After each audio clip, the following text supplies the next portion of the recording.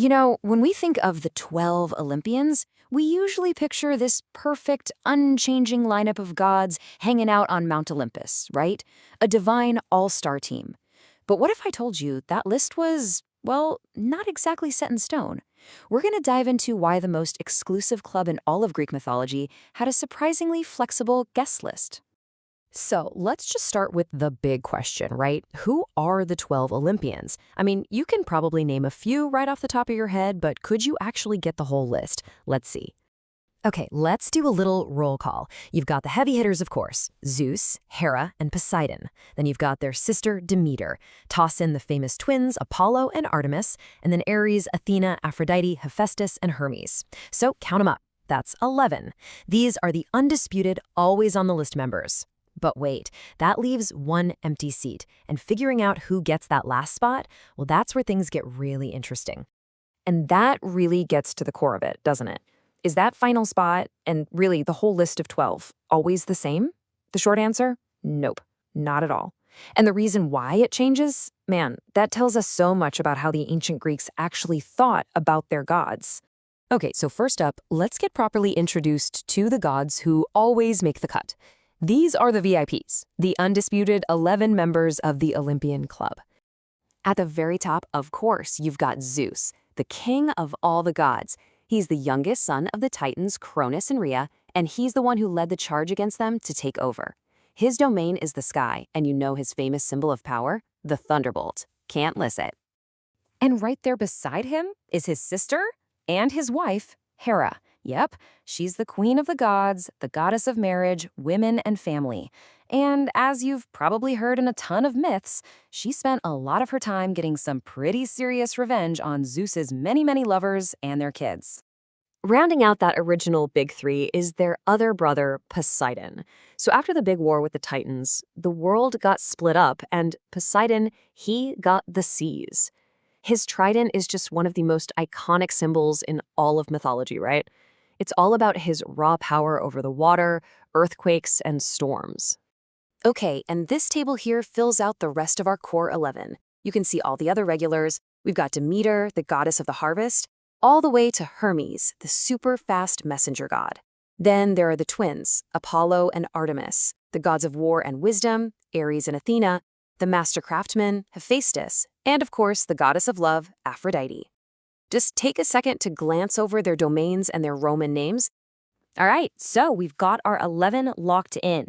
Now let's get to the main event, the fight for that 12th and final seat at the table.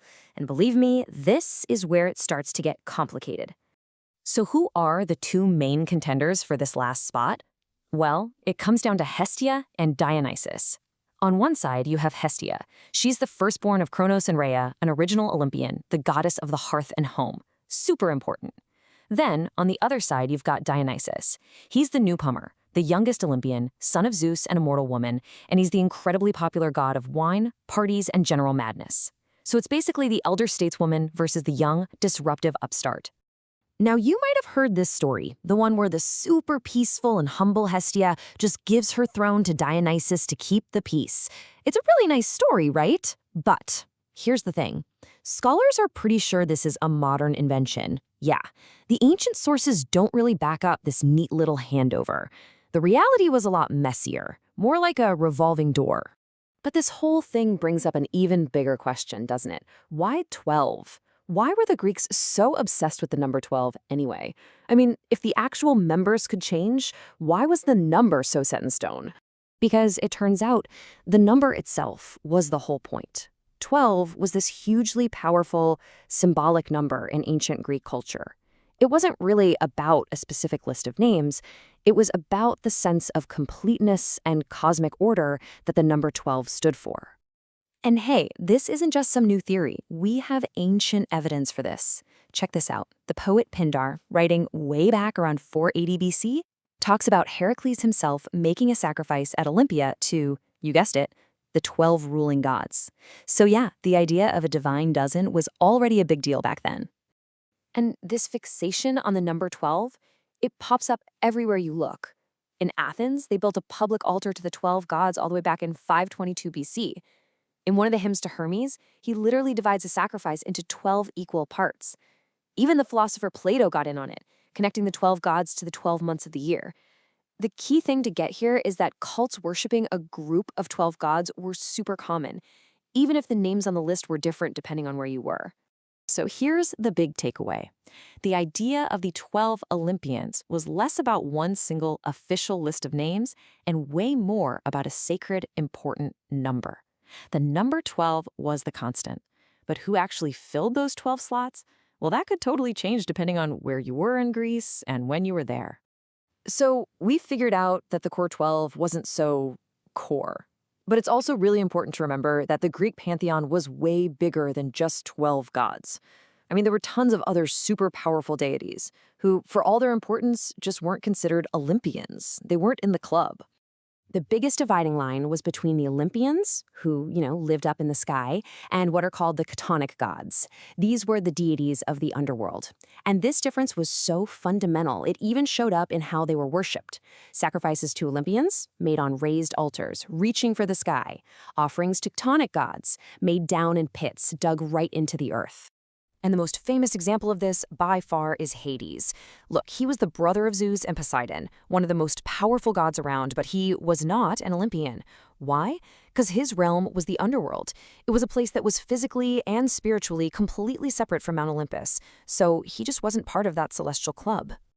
And get this, even on Mount Olympus itself, there were a whole bunch of other residents hanging around besides the main 12. You had figures like Hercules, who, got to become a god after he died, plus Hebe, the Muses, the Graces, and the messenger goddess Iris. They all lived on Olympus, but they weren't part of the ruling council. They were residents, not board members. So when you really boil it down, the 12 Olympians was more of a powerful, flexible religious idea than it was a strict, unchanging list of names. Think of it like a framework, one that different cities and different generations could adapt to fit their own needs, all while holding on to that sacred organizing magic of the number 12. And that kind of leaves us with one last thing to think about. The ancient Greeks, they needed a top 12 to make sense of their divine world, even if the names on that list could change. And it really makes you wonder, doesn't it? How do the lists we make today, our best of albums, our top 10 movies, our all-star sports teams, how do those lists end up deciding what future generations will choose to remember and what they'll end up forgetting completely?